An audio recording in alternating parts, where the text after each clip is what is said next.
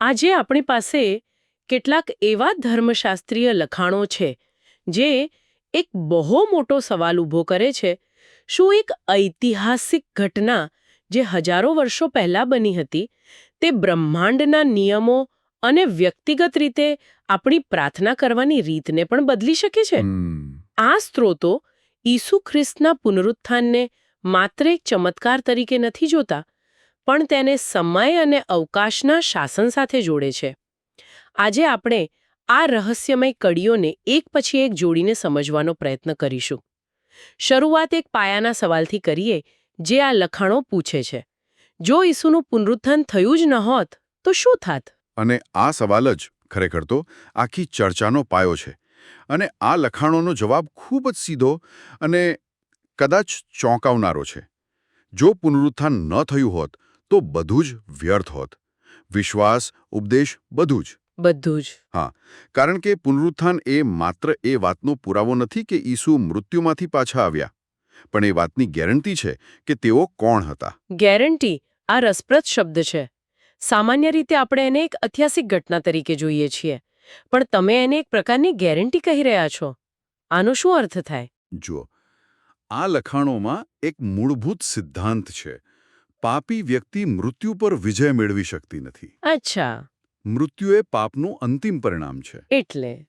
એટલે જો ઈસુ મૃત્યુ પામ્યા પછી મૃત્યુમાં જ રહી જાત તો તે એ વાતનો પુરાવો હોત કે તેમનામાં પણ પાપ હતું. ઓહ. અને જો તેમનામાં પાપ હોત તો તેઓ બીજા કોઈના પાપો માટે બલિદાન કેવી રીતે આપી શકે? તેમનું પ્રાયશ્ચિત જ અમાન્ય ગણાત. સાચું. આથી તેમનું પુનરુત્થાન એ સાબિતી છે, એક દૈવિક ગેરંટી છે કે તેઓ નિષ્પાપ હતા. હા. રોમનોના પત્રમાં આ વાત બહુ સુંદર રીતે કહેવાય છે કે તેમને આપણા અપરાધોને લીધે મૃત્યુદંડ દેવામાં આવ્યો અને આપણને નિર્દોષ ઠરાવવા માટે તેમને સજીવન કરવામાં આવ્યા. વાહ. એટલે કે તેમનું મૃત્યુ એ આપણા દેવાની ચૂકવણી હતી, પણ તેમનું પુનરુત્થાન એ રસીદ છે કે ચૂકવણી સ્વીકારાઈ ગઈ છે. બિલકુલ. બહુ સરસ સરખામણી છે. મેં ક્યારેય આ રીતે વિચાર્યું નહોતું. આ તો આખા પ્રાયશ્ચિતના ખ્યાલને જ એક નવા સ્તરે લઈ જાય છે. તો જો પુનરુત્થાન એ મૃત્યુ પરનો વિજય છે, તો એ સમજવું પણ જરૂરી છે કે આ દુશ્મન એટલે કે મૃત્યુ ખરેખર ક્યાં શાસન કરે છે. આ સ્ત્રોતો આપણને હેડ્સ નામની એક જગ્યા પર લઈ જાય છે, જે આ સમગ્ર ચક્રનું કેન્દ્ર લાગે છે. બરાબર. હેડ્સ, જેને જૂના કરારમાં શેઓલ પણ કહેવાયું છે, તે મૃત્યુનું સામ્રાજ્ય છે. આ લખાણો એને એક એવી જગ્યા તરીકે વર્ણવે છે જ્યાં શૈતાન મૃત્યુની શક્તિ દ્વારા શાસન કરે છે. આ કોઈ ભૌતિક સ્થળ નથી, પણ એક અવસ્થા છે. એક અવસ્થા. હા, અને તેમાં પ્રવેશવાનો રસ્તો છે પાપ. યાકૂબના પત્રમાં આખી પ્રક્રિયા સમજાવવામાં આવી છે. દુર્વાસના ગર્ભવતી થઈને પાપને જન્મ આપે છે, અને પાપ જ્યારે પરિપક્વ થાય છે ત્યારે તે મરણને જન્મ આપે છે. આ એક પ્રકારનું અટલ ચક્ર છે, ખબર છે? લાલચ, પાપ અને અંતે મૃત્યુ. જે વ્યક્તિને હેડ્સમાં ખેંચી જાય છે. તો શું હેડ્સ એક એવી જેલ જેવું છે જેમાંથી કોઈ છટકી જ ન શકે? એકવાર કોઈ ત્યાં ગયું એટલે વાર્તા પૂરી.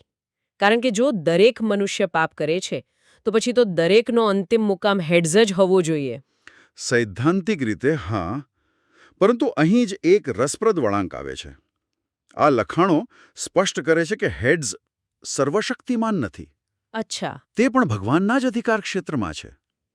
કારણ કે ભગવાન જ સમય અને અવકાશના માલિક છે, તેથી હેડ્સ પણ તેમની જ માલિકીનું છે. એટલું જ નહીં, એનો અંત પણ નિશ્ચિત છે. પ્રગટીકરણમાં તો ભવિષ્યવાણી છે કે એક દિવસ મૃત્યુ અને હેડ્સ બંનેને આગની ખાઈમાં ફેંકી દેવામાં આવશે. એટલે તે અંતિમ નથી. બિલકુલ. ઠીક છે, તો તેમાંથી બચવાનો કોઈ રસ્તો છે કે પછી? હા, રસ્તો છે. અને એ રસ્તો પણ મજાની વાત તો એ છે કે હેડ્સની અંદર જ બનાવવામાં આવ્યો છે. હેડ્સની અંદર? હા, સ્ત્રોતો કહે છે કે ચર્ચ અથવા મંડળી એ હેડ્સના અંધકારમય સામ્રાજ્યમાં સ્થાપિત થયેલું પ્રકાશનું ક્ષેત્ર છે. તે એક એવી જગ્યા છે જ્યાં હેડ્સના નિયમો લાગુ પડતા નથી. ઓકે. જે લોકો ભગવાનની આજ્ઞાઓનું પાલન કરે છે, એટલે કે ભગવાન અને પાડોશીને પ્રેમ કરે છે, તેઓ મૃત્યુ પર વિજય મેળવીને આ ચક્રને તોડી શકે છે. ઈસુએ પોતાના સંપૂર્ણ આજ્ઞાપાલન દ્વારા આ માર્ગ ખોલ્યો. તેમણે પાપ વગરનું જીવન જીવીને અને મૃત્યુ પર વિજય મેળવીને સાબિત કર્યું કે હેડ્સની સત્તાને તોડી શકાય છે. હા, આ તો ખૂબ જ શક્તિશાળી વિચાર છે. જાણે કે દુશ્મનના પ્રદેશમાં જ એક સુરક્ષિત દૂતાવાસ સ્થાપિત કરવામાં આવ્યું હોય. બરાબર. પણ આ બધું ઈશ્વરના એક મોટા આયોજનનો ભાગ હોય એવું લાગે છે. આ સ્ત્રોતો બીજા વ્યક્તિત્વ એટલે કે ઈશ્વરના પુત્રના પૃથ્વી પર આવવાની વાત કરે છે, જે આખી રમતને બદલી નાખે છે. અહીં મને થોડી સ્પષ્ટતાની જરૂર પડશે. બીજું વ્યક્તિત્વ શબ્દ કદાચ કેટલાક શ્રોતાઓ માટે નવો હોય. શું આપણે એને સરળ ભાષામાં સમજી શકીએ? શું આ ઈશ્વરના ત્રૈક્યના સિદ્ધાંતનો ભાગ છે? બિલકુલ. આ ત્રૈક્યના સિદ્ધાંતનો જ એક ભાગ છે, જે મુજબ ઈશ્વર એક છે પણ 3 વ્યક્તિત્વમાં અસ્તિત્વ ધરાવે છે: પિતા, પુત્ર અને પવિત્ર આત્મા. જ્યારે આ લખાણો બીજા વ્યક્તિત્વની વાત કરે છે ત્યારે તેઓ ઈસુ ખ્રિસ્તનો ઉલ્લેખ કરી રહ્યા છે અને તેમના પૃથ્વી પર આવવાથી એક બહુ મોટો ફેરફાર થયો. કેવો ફેરફાર? પહેલા જૂના કરારના સમયમાં ઈશ્વરે પોતાની હાજરીનું કેન્દ્ર યરુશલેમના મંદિરમાં સ્થાપિત કર્યું હતું. તેમણે કહ્યું હતું કે મારું નામ ત્યાં રહેશે. બરાબર. લોકો મંદિર તરફ ફરીને પ્રાર્થના કરતા. હા, તે પૃથ્વી પર ઈશ્વર સાથે જોડાવા માટેનું એકમાત્ર સરનામું હતું, એમ કહી શકાય.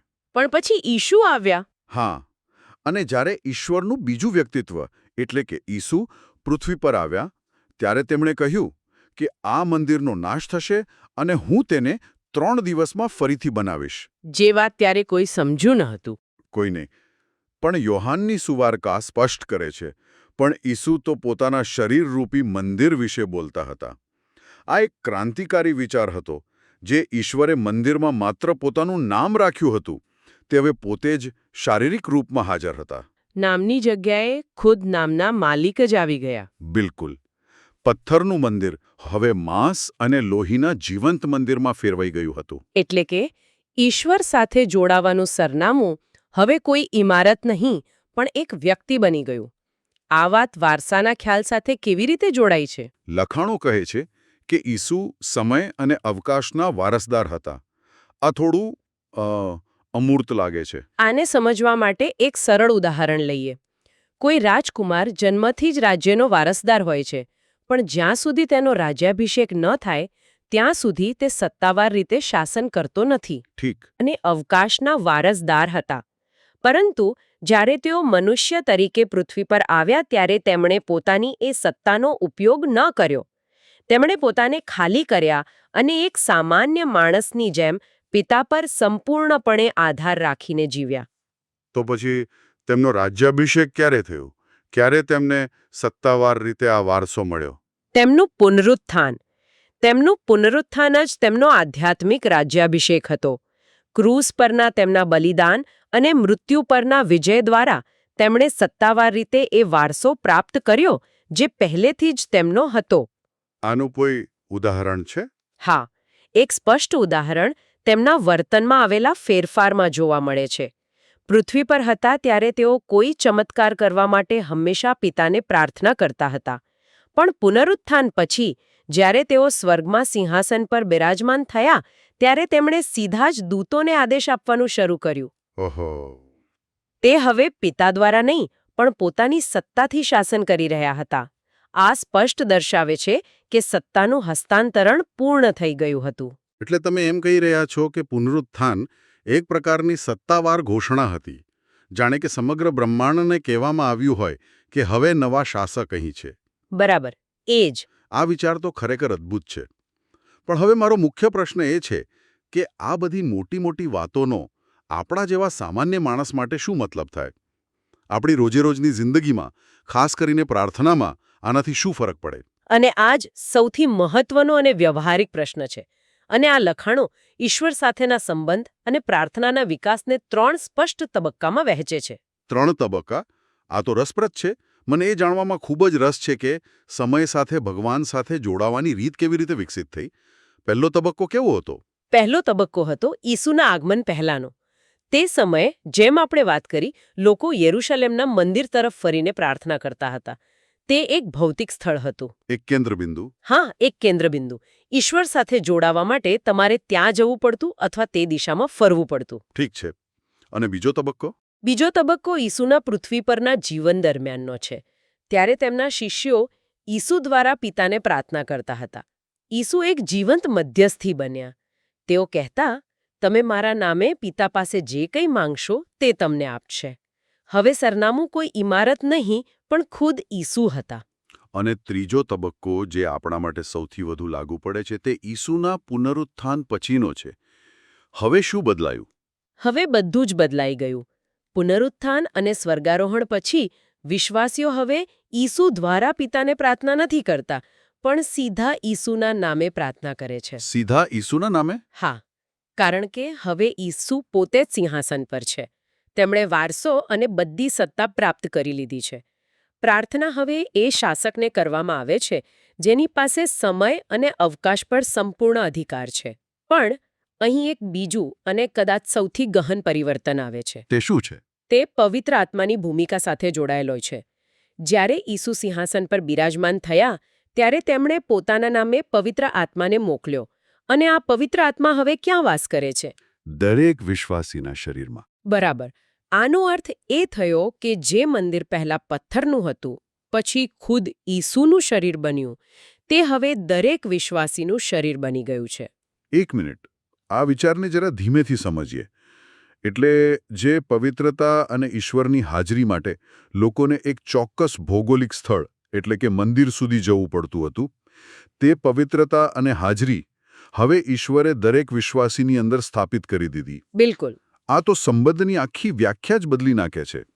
પણ જો દરેક વ્યક્તિનું શરીર મંદિર હોય, તો પછી સામૂહિક ઉપાસના કે ચર્ચ જેવી સંસ્થાનું શું મહત્વ રહી જાય છે? સ્ત્રોતો આ વિશે કંઈ કહે છે? ખૂબ જ સારો પ્રશ્ન છે. આ લખાણો એમ નથી કહેતા કે સામૂહિક ઉપાસનાનું મહત્વ નથી, બલકે તે એ કહે છે કે હવે સામૂહિક ઉપાસના એ જીવંત મંદિરોનો સમૂહ છે. જીવંત મંદિરોનો સમૂહ? હા. તે હવે માત્ર એક ઇમારતમાં ભેગા થયેલા લોકો નથી, પણ ઈશ્વરની હાજરીથી ભરેલા અનેક જીવંત મંદિરો એકસાથે મળીને ઉપાસના કરી રહ્યા છે. સંબંધ અત્યંત વ્યક્તિગત બની ગયો છે. આને આ રીતે સમજી શકાય. પહેલા જાણે તમારે કોઈ મોટા સીઈઓને મળવા માટે તેમની હેડ ઓફિસ જવું પડતું. મંદિર. હા, પછી તેમનો દીકરો એટલે કે ઈસુ તમારો સંપર્ક બન્યો. અને હવે એ સીઈઓનો આત્મા, પવિત્ર આત્મા, સીધું તમારા હૃદયમાં જ એક હોટલાઇન તરીકે હાજર છે. વાહ!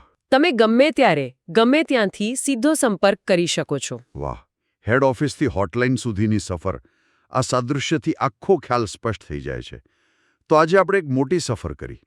આપણે જોયું કે પુનરુત્થાન માત્ર એક ઘટના નથી, પણ ઈસુની નિષ્પાપતા અને સત્તાની ગેરંટી છે. બરાબર? તે મૃત્યુના સામ્રાજ્ય હેડ્સ પરનો વિજય છે. અને સૌથી મહત્વની વાત, તેણે ઈશ્વર સાથેના આપણા સંબંધને સંપૂર્ણપણે બદલી નાખ્યો. મંદિરના ખ્યાલથી લઈને પ્રાર્થના કરવાની રીત સુધી જે સત્તા પહેલા મંદિરમાં કેન્દ્રિત હતી, તે હવે દરેક વિશ્વાસીમાં વહેંચાઈ ગઈ છે. બરાબર. આ બધી કડીઓ જોડાઈને એક સુસંગત અને શક્તિશાળી ચિત્ર બનાવે છે. અને આ સ્ત્રોતોના અંતમાં એક ખૂબ જ ગહન વાક્ય છે જે આપણને વિચારવા માટે મજબૂર કરે છે. તે કહે છે, જે જીવો માત્ર સમય અને અવકાશમાં જ અસ્તિત્વ ધરાવે છે, તેઓ એ સમજી શકતા નથી કે અનંતકાળમાં ઈશ્વર પિતા, પુત્ર અને પવિત્ર આત્મા દરેક ક્ષણે દરેક જગ્યાએ એક સાથે કેવી રીતે અસ્તિત્વ ધરાવે છે. આ વાક્ય ખરેખર આપણી મર્યાદાઓ તરફ ઇશારો કરે છે. હા, અને તે આપણને એક અંતિમ વિચાર સાથે છોડી જાય છે. જો આપણી સમજણ આપણા સમય અને અવકાશના મર્યાદિત દૃષ્ટિકોણથી બંધાયેલી હોય, તો પછી ઈશ્વરને સંપૂર્ણપણે સમજવાના આપણા પ્રયાસની સરખામણીમાં વિશ્વાસની સાચી પ્રકૃતિ શું હોઈ શકે? કદાચ અમુક સત્યોને તર્કથી સમજવા કરતાં સંબંધ દ્વારા સ્વીકારવામાં વધારે ઊંડાણ અને શાણપણ રહેલું છે.